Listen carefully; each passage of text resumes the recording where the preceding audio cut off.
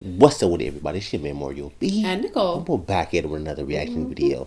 A special video request from Despise Username. Despise Username want us to react to What you didn't know about the 1968 machine gun amnesty. Amnesty. This is going to be interesting because we Yeah. definitely don't know a lot about guns. I don't know anyways, for sure. Old guns, 1968. Yeah. So definitely looking forward to it. Yeah, it's going to be super informative. Yeah, so we have to say Despise Thank you. Username. Thank you for your support. Yeah. If you want to suggest a video to us, check out the links to our Streamlabs. Going to be in our description and that video course and keep it under 10 minutes. Let's dive right into it.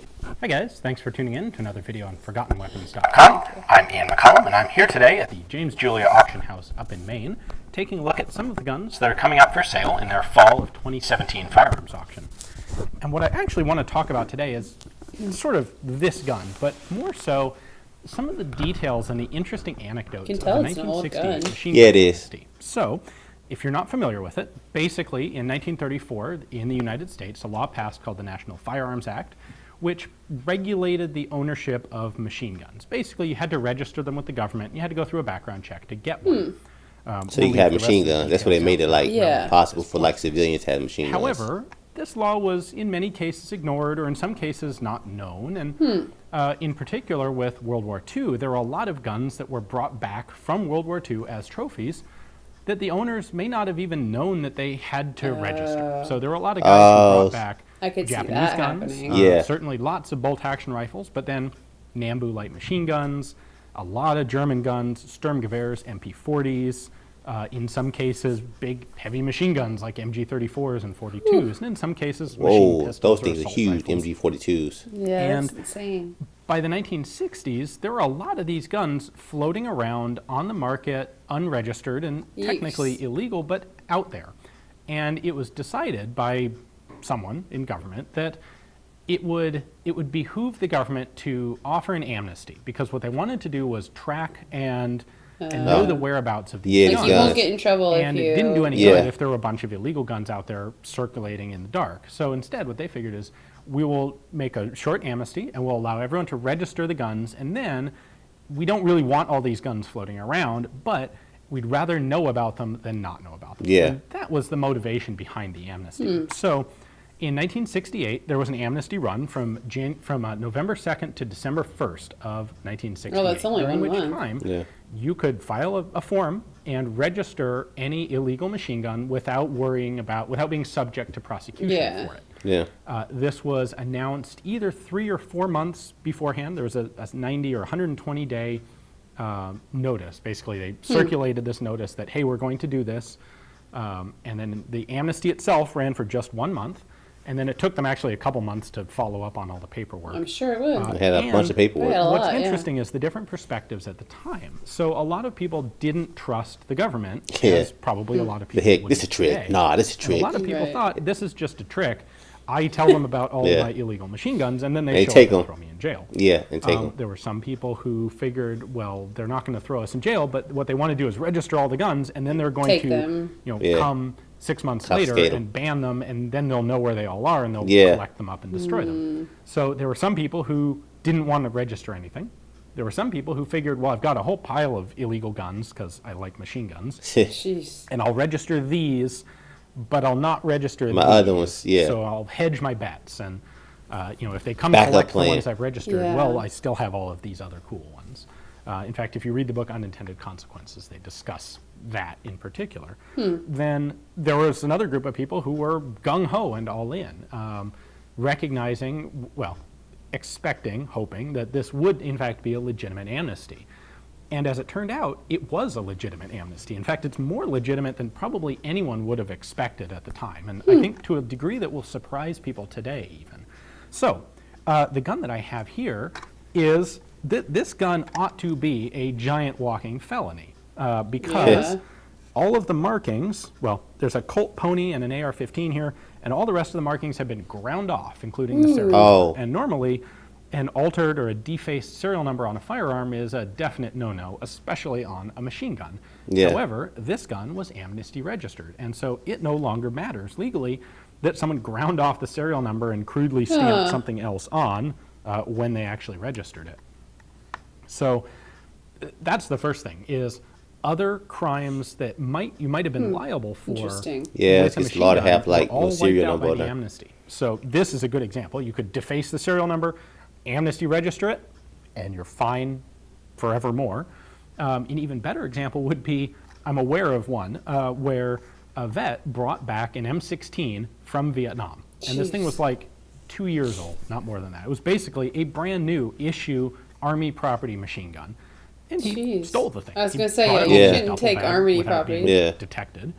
And then he was trying to sell the thing. And well, no one's going to touch that. No. It's kind of like if some guy brought home an M4 from Iraq or Afghanistan today off the books and tried to sell it. No smart collector wants to touch that thing. However, when the amnesty showed up, all of a sudden, a lot of guys still weren't willing to touch it, but one particular buyer at the time said, well, I'll take my chances. Bought the gun and immediately sent in amnesty paperwork. And the gun was amnesty registered. It didn't matter legally that it was literally a recently stolen gun from the Army.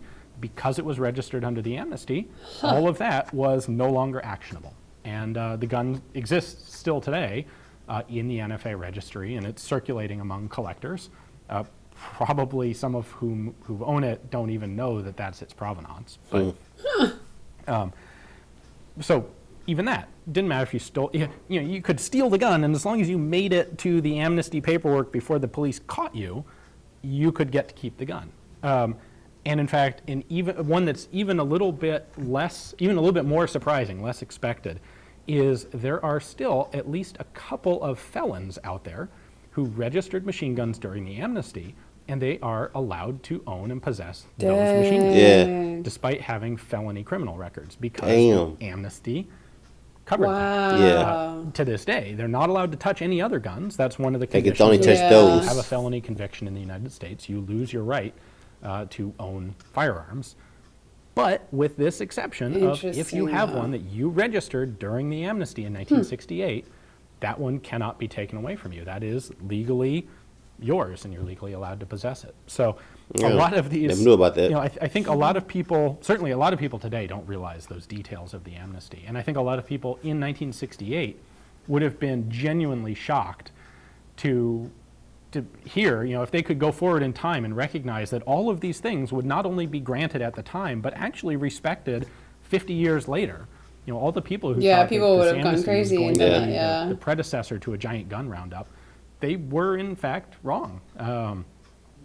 And unfortunately, it's maybe some of that experience, the fact that this amnesty was so successful and so well respected legally, is why there probably won't be another amnesty. Yeah, if there is another machine gun amnesty, especially in today's time, it will almost certainly not be as wide open probably and not, as that 1968 amnesty. Nah, especially how they trying to change the gun this laws now. particular gun I don't see them like for sale at Julia. So I thought when I saw this would be a really cool opportunity to talk about how much was going on with this amnesty that a lot of people don't realize. So we actually have here, we have a copy of the registration paperwork. So I'll get a close-up of this. This is the form this is half of the form. Some of the information's been redacted here for the privacy of the original registrant. But this is the form that you sent in 1968. Seems pretty simple, too. One of the interesting things here to note is date of firearm acquired on this one is August of 1968. Yeah. And if there's a 4-month advance notice before November, that's pretty much exactly when people would have found out that an amnesty was coming. So I have no actual data, but what I suspect is the guy who registered this probably bought this gun right immediately upon discovering that there was going to be an amnesty. I suspect someone probably stole this gun, ground off the markings to try and hide the fact, and then wanted to sell it at some point. And of course, no one was going to touch that. And then the amnesty comes out, and this registrant goes to his buddy and goes, hey, you know that gun that you have that's illegal? There's going to be an amnesty. And the owner went, I don't trust him. I stole this thing. I'm not going to tell them I have it. Here, I'll sell it to you cheap. And so he probably sold it to the registrant. The registrant bought it for a nice deal, took the risk, sent in the paperwork, hoping that it would be a legit amnesty, and was rewarded for that by having his gun registered. So this is no longer the form that the gun transfers on. It has a regular tax stamp and everything now because it's gone through successive owners. But if you'd be interested in having this, I think it's very interesting from a legal history perspective because of this, the ground off markings and the changes to it. At the same time, it's also legitimately a very early military M16A1. So if you want to add one of those to your collection, take a look at the description text below. It is, of course, coming up for sale here at Julia at the very end of October, first couple of days of November of 2017. Thanks for watching. That's pretty cool. There's a lot of information, man. Yeah, like I definitely, again, like I don't know a lot about guns or the history of guns, but I definitely didn't know there was an amnesty. Yeah, me neither. I get why. I mean, it's smart to be like, okay, let's get an idea of where all these guns are and who has them, and obviously people aren't going to come forward if you think. Yeah, some people are like, heck no, man, they're gonna just come take the guns. This is just a trick. That's what pretty much a lot of people thought. Some people was perfectly fine with it. Some people was like, you know what? I'll give a couple. I'll rent a couple of guns, but some just for backup. So if they come raid on my guns, I still have some of my cool ones. Yeah. And another thing, if you're a felon and you had this gun, that's crazy. Yeah, they can take it from you. It makes sense. Like I get it because you kind of got this free ride and it's protected, but still, it's kind of crazy to think like. Yeah. So a felon could be out there with a machine gun or whatever. Yeah, that's crazy. But it's a great one. The Spies username. Yeah, definitely enjoyed it. Yeah. Interesting find. Yeah, definitely not one I would have ever found on my own, so thank you for that. Yeah, we definitely thank you. Mm-hmm. But we're going to end this video. Don't forget to subscribe. And thumbs it up. Turn on notifications. It's your Memorial B. And Nicole. We're going to catch you on the next one. Stay awesome. Peace and love, baby.